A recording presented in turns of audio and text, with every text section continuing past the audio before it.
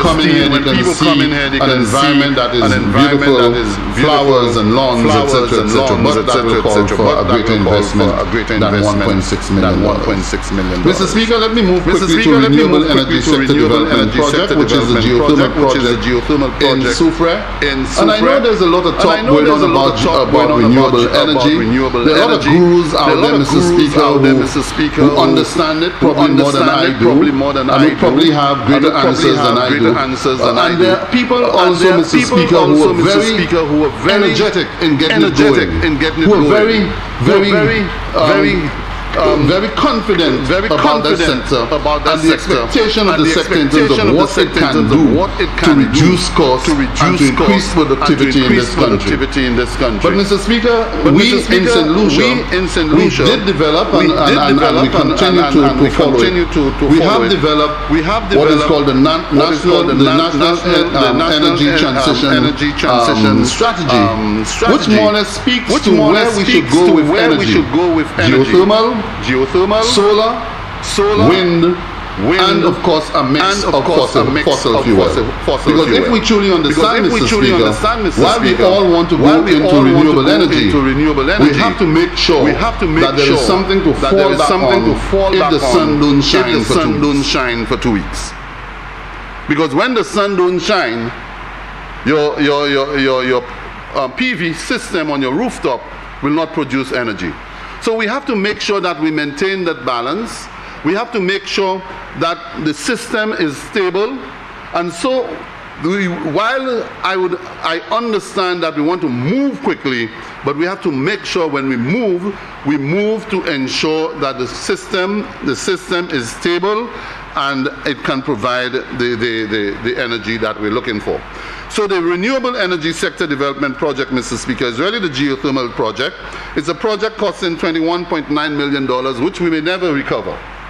Because, and that more or less is a grant given to us by the World Bank to do the final stages of exploration in the country. Whereas we have done previous exploratory exercises, we have discovered that there is geothermal energy, but we were not able to determine the capacity of the geothermal that is under there. So in the coming, as we speak, there is a project officer which has been established, and the consultants are in and out working with the department. We want to make sure that the project is viable. We want to make sure if there is energy that the resource can be generated, and of course the enabling environment to scale up renewables, renewable investment with the private sector is established. Now, Mr. Speaker,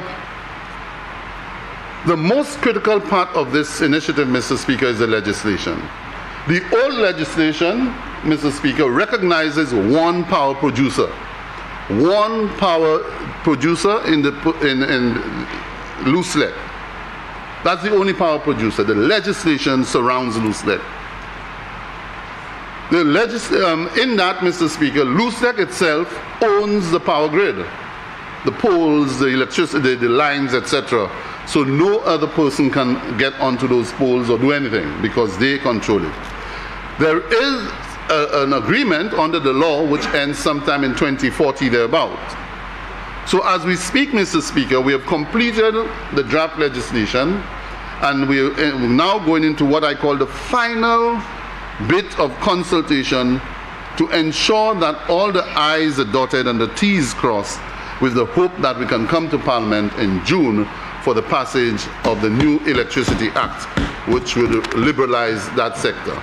What it means, Mr. Speaker, is that it will provide for loose lead to survive, for individuals to be able to set on their rooftops their photovoltaic systems and to produce their own electricity, to be able to consume first, and sell to loose lead, or to consume all and sell all, as they say, to a net metering system to allow you to be able to consume what you require and sell the balance to loose lead.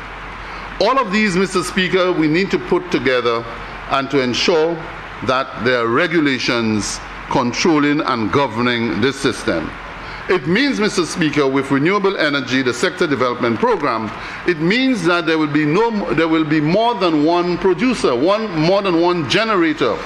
So it's not Loose-Neck alone generating electricity. I will be generating electricity, and I will sell to Loose-Neck to give to those who don't have PV on their rooftops. But we also have another issue to deal with, Mr. Speaker, because the cost of maintaining the grid, the poles and the cables, etc., is that of Loose-Neck. And so we also have to strike a balance as to how much renewable energy that we will allow for independent power producers and the population to generate, and how much Loose-Neck itself should generate to ensure that Loose-Neck itself remains sustainable to maintain that grid. So as we speak about renewables, Mr. Speaker, and we speak about reducing the cost of energy, we also have to think that there is a grid to maintain that we need to depend on, because we will not be totally independent unless we find a resource that is sustainable. And the resource that we're thinking of, Mr. Speaker, if we're able to get it, that can sustain us, is the geothermal resource. Solar will not be able to sustain us entirely. As I said, there'll be days you'll wake up and your solar water heater is cold and your light bulb will be black because you won't have any electricity. So if only, Mr. Speaker, and we're hoping that we can proceed with the project, and the exploration drilling will commence in the coming months. We are looking at a number of places in the Soufrière region. There are 3 to 4 slim wells in Belle Plaine to be done. That's in Fort Saint-Jacques.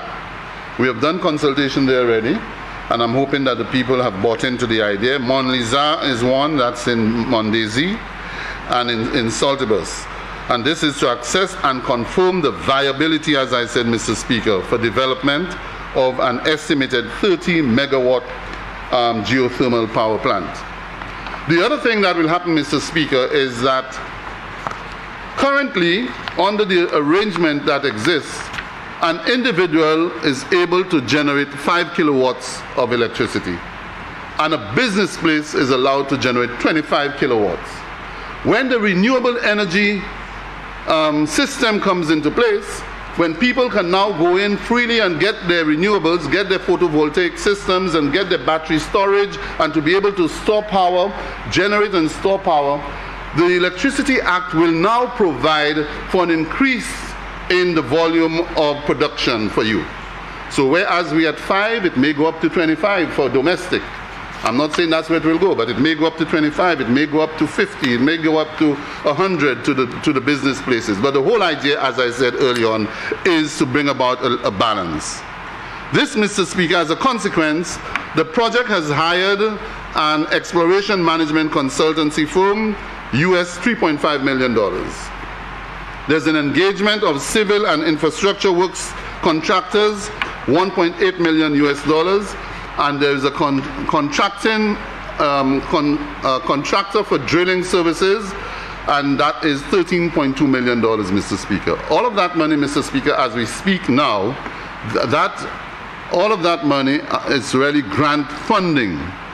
If we find the resource, and the resource is sufficient enough to generate electricity, then it converts into a loan, and the government would have to pay that loan. But what it does, Mr. Speaker, is once you can find the resource, the government pays the loan, but the government can leverage to the private sector and then attract private sector investment to get involved in the project. The project has 5 sources, Mr. Speaker: the Canadian Clean Energy Forest Climate, $3.7 million, Clean Technology Fund, $8.572 million, Canadian Clean Energy and Forest Climate Fund, $0.55 million, and the government of St. Lucia will put $1 million for land acquisition, etc., for the project. Mr. Speaker, out of this project, we were able to get a number of students, a cohort of 10 students who were given scholarships to study and to understand the whole issue of geothermal generation, and to prepare them for the future and possible jobs in the sector. Mr. Speaker, I want to quickly mention that in all of this, you need the regulator. The regulator is the NERC, and the NERC, which was established sometime in 2015, they have been struggling along. They have not been able to attract or generate the resources they require for their sustainability. And this year, the government has decided to give them an increase in their subvention of $250,000, which will assist them in their administration costs in running the office, and to hope that the NERC can improve on its services and to be able to train its members, etc. Once the legislation goes by and the sector is liberated, then it means the loose deck will come under the NERC. As it is now, only WASCO is being regulated. Loose deck is not regulated, except by the Ministry of Infrastructure in terms of the routine inspections that we normally have to do every 2 years. The NERC then will come in and set the regulation, and loose deck would have to pay the NERC a percentage of its revenue to keep the NERC going and to be able to give them the necessary professional competence to run the system. So that basically, Mr. Speaker, is the sort of a dashboard of what is expected to happen. We are still pursuing, Mr. Speaker, our target of 35% renewable energy penetration by the year 2025. We're not there yet. We're still a long way ahead, but there is need to push. And one of the ways we will attain this, Mr. Speaker, is the support within the public service to be able to get the necessary competence and manpower needs of the energy unit to be able to pursue our national agenda, but also to capitalize and piggyback on the numerous funding that is out there that we need to go out searching. There's a lot of funding out there, Mr. Speaker. There's the International Renewable Energy Agency, IRENA. Recently, we're able to get them to agree on a $50 million grant loan, which LUSLEC is interested in, but it's just one of many opportunities that exist out there where we can access. The NERC, Mr. Speaker, has done quite a bit of work. The CEO has been really an asset ever since she took up her responsibility, and so the NERC has been able to benefit on training in what we call the National Energy Grid Code, and that is important. The grid code meaning that as you begin to mix the energy and having fossil fuel generation, solar generation, probably ocean tech generation, wind tech generation, and geothermal, all of these, Mr. Speaker, are not generating at the same capacity and the same rhythm, if I should use that term, at any given time.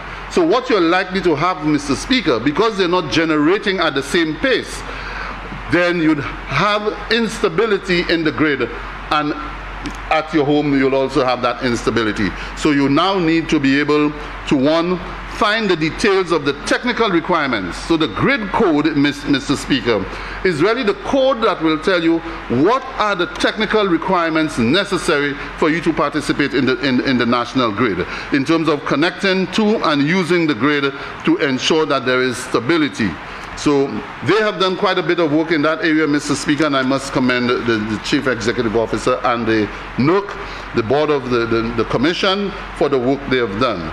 They have been able, Mr. Speaker, to get grant funding from the Caribbean Development Bank to do a strategic and operational plan together with a grievance mechanism for dealing with customer complaints and disputes. And that is the benefit of